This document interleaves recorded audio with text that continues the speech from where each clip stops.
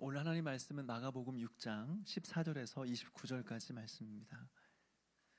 마가복음 6장 14절에서 29절까지 저 한 절 여러분 한 절 교독하겠습니다. 저부터 읽겠습니다. 이에 예수의 이름이 드러난지라 헤롯 왕이 듣고 이르되 이는 세례 요한이 죽은 자 가운데서 살아났도다. 그러므로 이런 능력이 그 속에서 일어나느니라 하고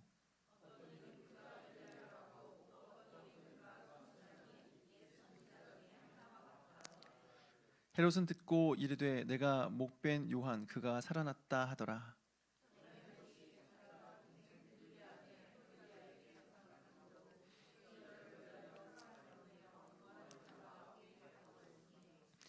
이는 요한이 헤롯에게 말하되 동생의 아내를 취한 것이 옳지 않다 하였음이라.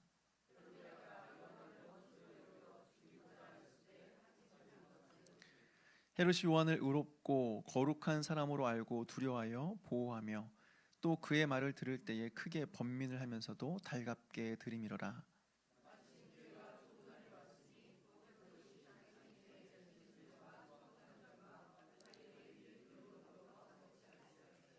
헤로디아의 딸이 친히 들어와 춤을 추어 헤롯과 그와 함께 앉은 자들을 기쁘게 한지라. 왕이 그 소녀에게 이르되 무엇이든지 내가 원하는 것을 내게 구하라. 내가 주리라 하고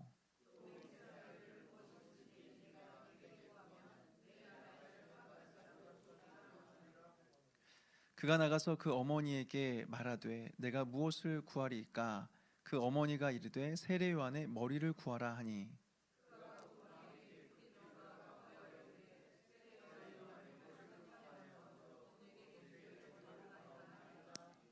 왕이 심히 근심하나 자기가 맹세한 것과 그 앉은 자들로 인하여 그를 거절할 수 없는지라.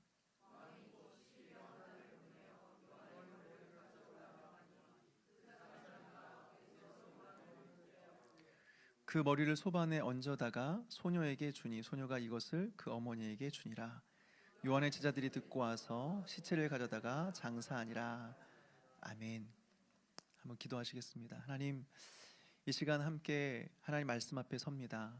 듣는 마음을 허락하여 주시고 이 말씀을 통하여서 우리가 무엇을 바라보고 무엇을 붙들며 살아가야 될지를 깨닫는 은혜의 시간 될 수 있도록 도와주시옵소서. 예수님의 이름으로 기도하옵나이다. 아멘.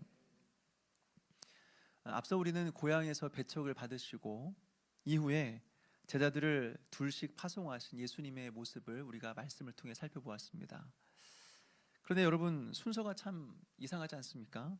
그리고 이어서 오늘 우리는 세례 요한의 죽음에 대해서 살펴보게 되는데 순서가 참 이상합니다. 예수님께서 제자들에게 귀신을 제어하는 권능을 주셨고 또 전도를 위해서 제자들을 파송했다고 한다면 그 다음에 나오는 내용은 제자들이 이제 돌아와서 그 전도 보고를 예수님께 하는 장면이 나와야 맞지 않겠습니까? 그런데 오늘 본문을 보게 되면 제자들이 돌아와서 전도 보고하는 장면은 이제 그 한참 뒤에 30절부터 나오게 되고요. 그리고 그 사이에 어떻게 보면 참 생뚱맞게도 세례 요한의 죽음에 대해서 기록이 되어 있습니다. 다시 말해서 오늘 세례 요한의 죽음의 내용이 사실은 여기서 빠져야 내용의 흐름상 굉장히 자연스러운데 이 내용이 중간에 들어와 있다라고 하는 것입니다. 도대체 중간에 세례 요한의 이야기가 들어와 있는 이유는 무엇일까요? 우리는 여기서 이것을 기록한 저자의 의도를 좀 생각해 보면서 오늘 본문이 우리에게 주는 도전과 또 교훈에 좀 주목해 볼 수 있었으면 좋겠습니다. 먼저 여기서 우리가 알아야 될 것은 오늘 본문에 등장하는 헤롯이라고 하는 인물입니다. 예수님이 태어날 당시에도 헤롯이라는 사람이 있었는데요, 오늘 본문에 또 이 헤롯이라는 사람이 등장하죠. 혹시 같은 사람일까요? 다른 사람입니다. 이것을 위해서 잠깐 헤롯 가문에 대해서 간단히 좀 설명을 드리려고 하는데, 예수님이 태어날 당시에 나라를 다스리던 사람이 바로 헤롯이라는 인물이었습니다. 이 사람을 보통 헤롯 대왕이다 이렇게 부르죠. 예수님이 태어날 당시에 이스라엘 전체를 다스리던 왕이었습니다. 이 사람의 특징이라고 한다면 유대인들의 환심을 사기 위해서 예루살렘 성전을 지어줍니다. 참고로 이스라엘에 있어서 성전이 3번 지어집니다. 첫 번째가 솔로몬이 지었던 솔로몬 성전이죠. 이것을 제1성전이다라고 말합니다. 그리고 두 번째가 바로 스룹바벨 성전입니다. 제2성전이라고 합니다. 남유다가 바벨론에 망하고 포로로 끌려갔을 때 그때 솔로몬의 성전이 다 무너지게 되죠. 이후에 바벨론 포로로 끌려갔던 사람들이 다시 고국으로 귀환하게 되는데 귀환해서 다시 무너진 성전을 짓게 되는 거죠. 이것이 바로 스룹바벨 성전이라고 부릅니다. 그렇지만 이 성전은 솔로몬 성전에 비해서는 너무 작고 초라한 그런 성전이었습니다. 그리고 세 번째로 바로 헤롯이 지은 성전, 제3성전, 헤롯 성전이라고 합니다. 정확히 말하면 헤롯이 성전을 다 무너뜨리고 다시 지은 것이 아니라 스룹바벨 성전을 확장하고 재건하였다라고 하는 것입니다. 이 헤롯이라는 사람은 건축의 조예가 아주 깊은 사람이었기 때문에 성전을 굉장히 멋있게 기가 막히게 지어줍니다. 그것도 46년 동안이나 공을 들여서 공사해서 이 성전을 짓게 되죠. 그러니까 사람들이 이 성전을 볼 때마다 얼마나 대단하다고 생각했겠습니까? 우리 마가복음 13장 1절 말씀을 한번 찾아서 읽어볼까요?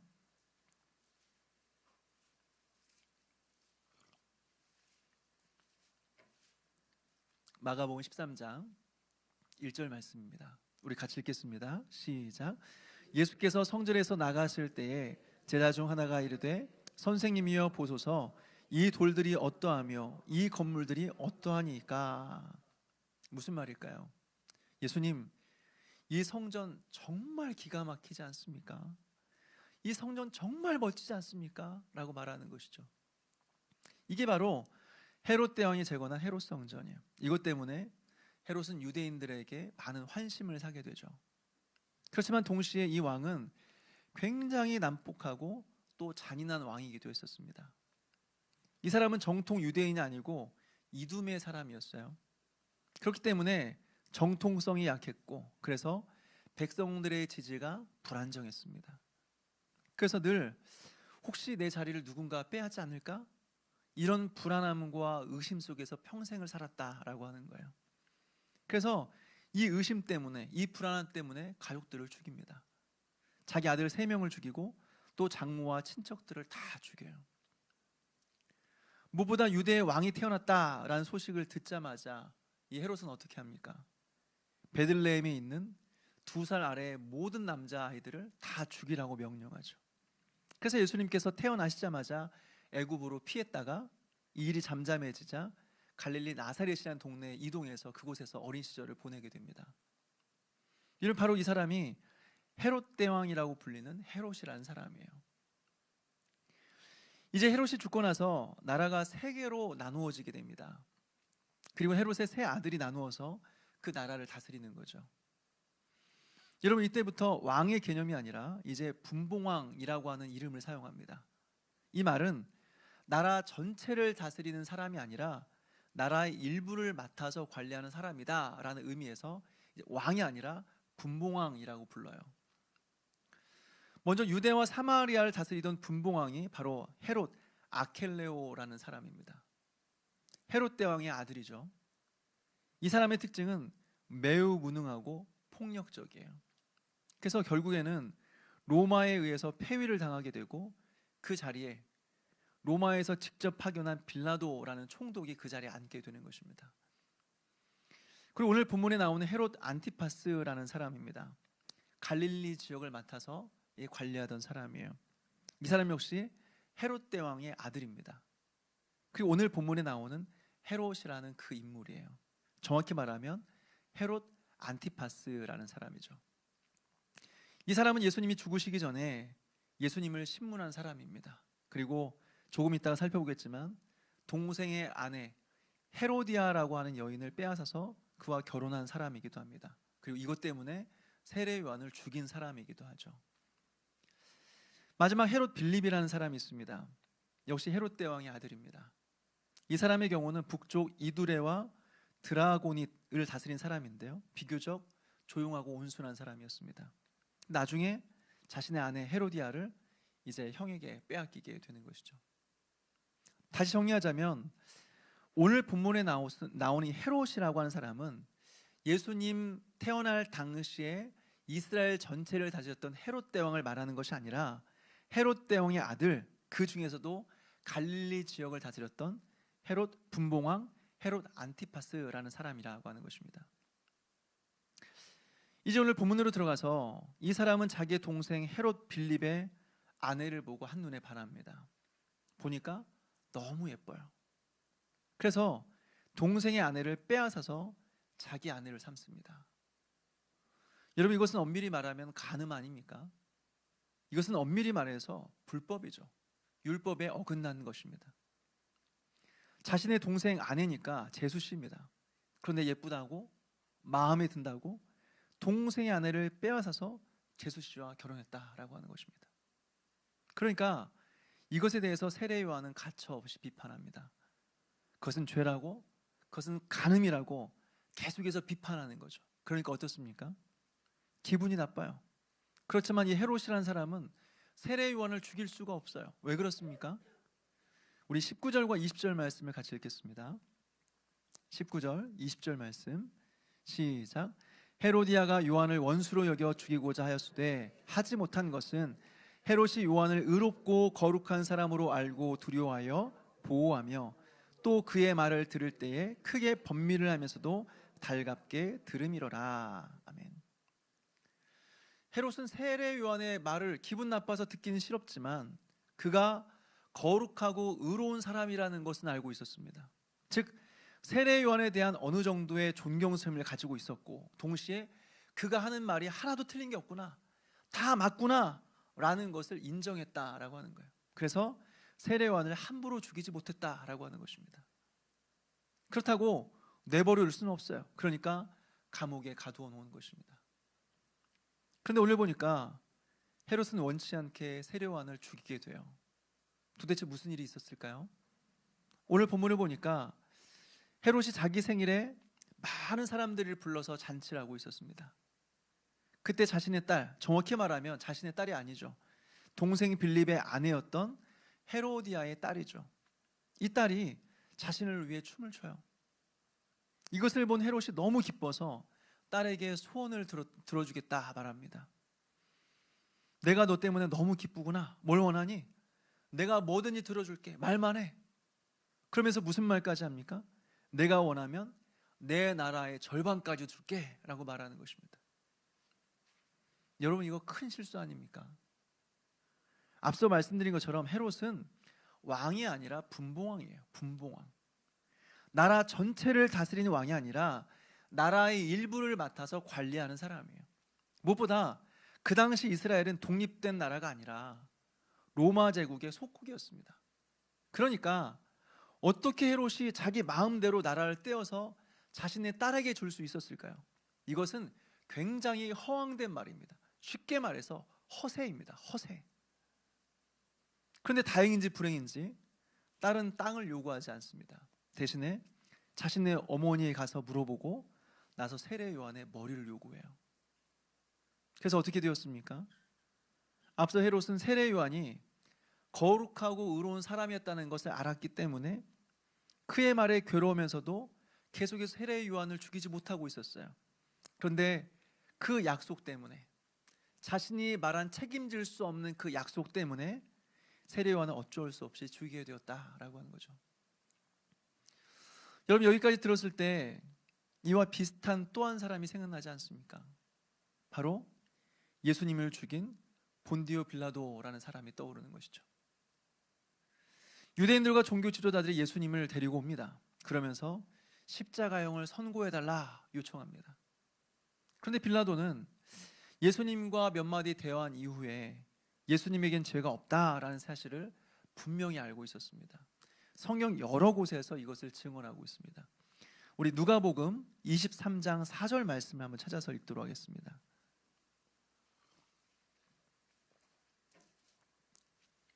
누가복음 23장 4절 말씀입니다. 같이 읽겠습니다. 시작. 빌라도가 대제사장들과 무리에게 이르되 내가 보니 이 사람에게 죄가 없도다 하니. 또 누가복음 23장 14절과 15절 말씀입니다. 누가복음 23장 14절 15절 말씀 같이 읽겠습니다. 시작. 이르되 너희가 이 사람이 백성을 미혹하는 자라 하여 내게 끌고 왔도다. 보라, 내가 너희 앞에서 신문하였으되 너희가 고발하는 일에 대하여 이 사람에게서 죄를 찾지 못하였고 헤롯이 또한 이렇게 하여 그를 우리에게 도로 보내었도다. 보라, 그가 행한 일에는 죽일 일이 없느니라. 아멘. 또 누가복음 23장 22절 말씀입니다. 누가복음 23장 22절 말씀 같이 읽겠습니다. 시작. 빌라도가 세 번째 말하되 이 사람이 무슨 악한 일을 하였느냐? 나는 그에게서 죽일 죄를 찾지 못하였나니 때려서 놓으리라 하니. 보십시오. 빌라도가 예수님을 신문했는데 예수님께서 어떠한 죄도 발견할 수가 없었습니다. 뿐만 아니라 왜 종교 지도자들이 죄 없는 예수님을 죽이려고 하는지 그 의도까지도 분명히 알고 있었습니다. 우리 마가복음 15장 9절과 10절 말씀을 한번 같이 읽어볼까요? 마가복음 15장 9절과 10절입니다. 같이 읽겠습니다. 시작. 빌라도가 대답하여 이르되 너희는 내가 유대인의 왕을 너희에게 놓아주기를 원하느냐 하니 이는 그가 대제사장들이 시기로 예수를 넘겨준 줄 알미로라. 무슨 말일까요? 예수님이 죄가 없으나 왜 종교지도자들이 예수님을 죽이려 할까? 딱 보니까 종교지도자들이 예수님을 시기하고 있는 거예요. 그 시기심 때문에 예수님을 죽이려고 하겠구나 하는 그 속셈을 간파하고 있었다라고 하는 것이죠. 그런데 빌라도는 어떻게 합니까? 예수님의 무죄를 선고하고 예수님을 풀어준 것이 아니라 예수님을 십자가에 내어줍니다. 즉 빌라도는 원하지 않았지만 예수님을 십자가에 내어주었다라고 하는 것이죠. 왜 그럴까요? 밀란이 일어날까 두려워했기 때문에. 밀란이 일어날까 두려웠기 때문에. 여러분, 유대인들과 우리나라 사람들이 우리나라 사람들 사이에 상당히 많은 공통점이 있습니다. 일단 굉장히 부지런하고 굉장히 똑똑합니다. 유대인들도 그렇고 우리나라 사람들도 마찬가지. 굉장히 부지런하고 굉장히 똑똑해요. 그래서 어디를 가나 가라는 사람들이 거의 없습니다. 또 한 가지 공통점은 저항의식입니다. 저항의식. 그냥 고분고분 따르지 않습니다. 뭔가 잘못되었다 싶으면 그냥 들고 일어나는 것이죠. 최근에 외국에서 한국에 대한 연구가 계속되고 있는데 한 사람의 이야기가 좀 인상이 깊었습니다. 그 사람의 말을 들어보니까 중국 주변에 있는 나라 중에서 거의 대부분이 다 중국에 흡수가 되었대요. 대부분의 나라들이. 그런데 유일하게 한국이란 나라만 좁은 땅덩어리를 가지고 중국의 주변부에 살고 있으면서도 수천 년 동안 중국에 흡수되지 않고 나라를 유지하며 살았다라고 하는 거죠. 그리고 35년 5개월 동안 일본의 나라를 빼앗겼지만 계속해서 일제에 저항하면서 한국인의 정체성을 잃어버리지 않고 살아왔다라고 하는 거예요. 대단한 민족이다라고 하는 것이죠. 오늘날도 마찬가지 아닙니까? 뭔가 잘못되었다 싶으면 촛불 드는 것입니다. 그래서 대통령도 마음에 안 들면 쫓아내고 바꾸는 것이죠. 여러분, 유대인들이 그랬습니다. 저항의식이 대단했어요. 그리고 우리나라 사람들보다 훨씬 거칠었습니다. 그래도 우리는 평화롭잖아요. 뭘 해도 평화롭게 하잖아요. 근데 유대인들은 굉장히 거칠었습니다. 그래서 로마 제국의 압제 가운데 있었을 때도요, 그것을 그냥 숙명으로 받아들이지 않았습니다. 계속해서 로마 제국에 저항했죠. 그리고 실제로 역사 속에서 마카비라는 사람에 의해서 이 유대인들이 독립을 이룹니다. 비록 짧은 시간이겠지만 예수님께서 이 땅에 오시기 전에 100년 정도 이스라엘이 로마로부터 독립된 그런 시간들을 갖게 되었습니다. 무엇보다 이 빌라도라는 사람이 유대 총독으로 오게 된 것이 유대 땅을 다스리던 헤롯 아켈레오가 마음에 안 들어요. 그러니까 반란을 일으키고 폭동을 일으킨 것입니다. 그러니까 로마 황제가 이 이야기를 듣고 그 사람을 폐위시키고 총독 이 빌라도라는 사람을 보낸 것이죠. 그러니까 이 빌라도 입장에서는 얼마나 조심스럽습니까? 조금만 잘못하면 폭동이 일어나고 반란이 일어날 수 있는 거예요. 무엇보다 빌라도의 꿈이 무엇이었을까요? 모든 사람들이 그렇듯이 빌라도의 꿈은 승진해서 로마로 가는 겁니다. 그 주변부, 그 변두리, 그 촌구석에 있는 게 아니라 승진해서 로마로 가는 거예요. 그러려면 자기가 있는 동안에 무슨 일이 일어나면 안 되는 것입니다. 절대로 반란이 일어나면 안 되는 거예요. 그러니까 어떻게 해요? 예수님께서 죄가 없다는 사실을 명확하게 알고 있었음에도 불구하고 결국에는 예수님을 십자가에 내어주게 되었다라고 하는 것이죠. 사랑하는 여러분, 여기서 우리가 깨닫게 되는 것은 무엇입니까?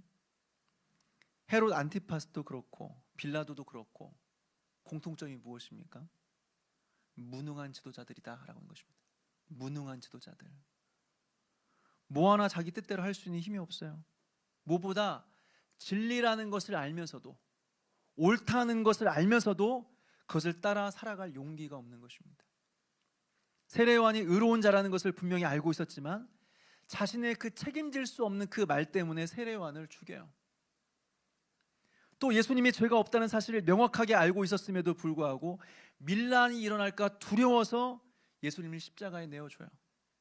그러면서도 자신의 위치에서 자신들이 누리고 있는 것들을 잃지 않으려고 애를 써요. 여러분, 얼마나 무능하고 부패한 지도자들의 모습입니까? 이것이 바로 그 당시 지도자들의 모습이었다라고 하는 것입니다. 여러분, 오늘 본문은 왜 우리에게 이런 모습을 보여주고 있는 것일까요?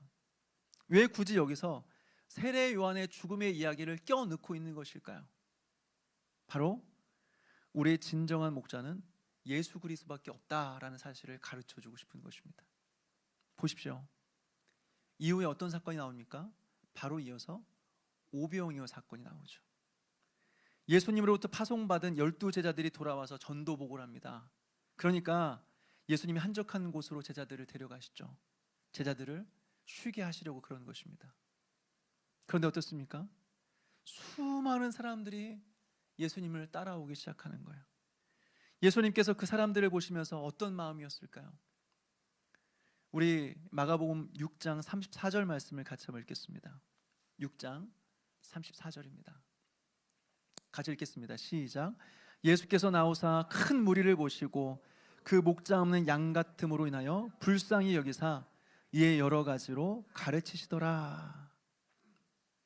뭐라고 하고 있습니까? 아무것도 의지할 것 없는 사람들이었다라고 하는 것이죠. 그래서 목자 없는 양들과 같은 모습이었다라고 하는 것입니다. 우리가 이전에도 목자와 양이나 시편 23편에서 살펴보았던 것처럼 여러분, 양들은 어떤 존재입니까? 전적으로 무능한 존재, 아무것도 할 수 없는 존재. 그래서 목자 없이 살아갈 수 없는 존재들이다라고 하는 거죠. 그런데 오늘 예수님께서 보시는 이스라엘 백성들의 모습은 어땠습니까? 양의 모습, 목자 없는 양들의 모습이었습니다. 그러니까 얼마나 불쌍하겠어요. 보십시오. 지도자들이 있지만 그들은 정의롭지도 않고 공의롭지도 않습니다. 그들은 늘 자신들의 배를 채우면서도, 그러면서 풍요로운 삶을 살면서도 백성들은 언제나 굶주리고 살아갑니다. 종교 지도자들은 어떻습니까? 자기들도 소경이 앞을 못 봐요. 그래서 백성들을 진리 가운데로 예수님께로 인도할 수가 없어요. 오히려 율법을 통해서 백성들에게 무거운 짐만 지우고 괴롭게 하는 것입니다. 그러니까 어때요? 오늘 예수님은 이러한 지도자들의 무능을 보여주면서 이어서 오병이어 사건을 통하여서 진정한 목자가 예수 그리스도밖에 없다라는 사실을 우리에게 보여주고 있는 것입니다. 우리 예수님 어떻습니까? 예수님은 광야 같은 그곳에서 수많은 사람들에게 진리의 말씀을 가르치심으로써 그들의 영혼을 만족시켜 주시죠. 또 굶주림 가운데 있었을 때에 떡과 물고기로 그들의 굶주림을 채우셨다라고 하는 것입니다. 그래서 그들의 육체에 만족을 주셨다라고 하는 것이죠. 그러면서 오직 예수님만이 진정한 목자가 되신다라는 사실을 가르쳐 주신 것입니다. 여러분, 오늘날 우리는 어떻습니까? 오늘날에도 많은 지도자들이 있죠. 많은 지도자들이 하는 말이 언제나 나는 국민을 위한다 라고 말합니다. 그런데 역사를 돌아보면 어떻습니까? 지도자들을 돌아보면 다 살인자, 독재자, 좀 괜찮다 싶으면 참을 수 없는 무능함, 이런 사람들이 바로 지도자들 아닙니까? 그러니까 우리가 지도자를 뽑고 대통령을 뽑을 때도 우리가 투표권을 행사하고 그들이 공약대로 이행할 것에 대해서 우리가 요구해야 되지만, 그리고 그들을 위해서 우리가 기도해야 되지만, 한 가지 우리가 분명히 기억해야 될 사실이 있습니다. 그들이 우리를 구원해 줄 것이라고 하는 희망을 갖지 말아야 된다라고 하는 것입니다. 오직 우리를 올바른 길로 인도하시고 우리에게 진정한 만족을 주실 수 있는 분은 오직 예수 그리스도 한 분밖에 없는 것입니다. 그리고 오직 예수 그리스도만이 우리의 진정한 새하늘과 새 땅을 줄 수 있는 유일하신 분이시다라고 하는 것이죠. 이것이 바로 오늘 예수님의 오병이어 사건 이전에 세례 요한을 죽인 헤롯, 이 헤롯이 등장한 이유라고 하는 것입니다. 무능한 지도자와 비교할 수 없는 우리의 진정한 목자 되신 예수 그리스도, 이 예수님을 우리가 주목하게 하기 위해서 오늘 본문이 어떻게 보면 참 생뚱맞게도 여기에 놓여져 있다라고 하는 것입니다. 그래서 또 한 가지 우리가 깨닫게 되는 것은 무엇입니까? 오늘 헤롯도 그렇고 빌라도도 그렇고 참 무능한 지도자이긴 하지만 동시에 이것이 바로 우리의 모습이다라고 하는 것입니다.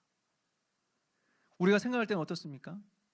헤롯은 참 이해할 수 없는 사람, 분명히 자신이 가지고 있는 권한이 있고 세례 요한이 죄가 없다는 사실을 분명히 알고 있습니다.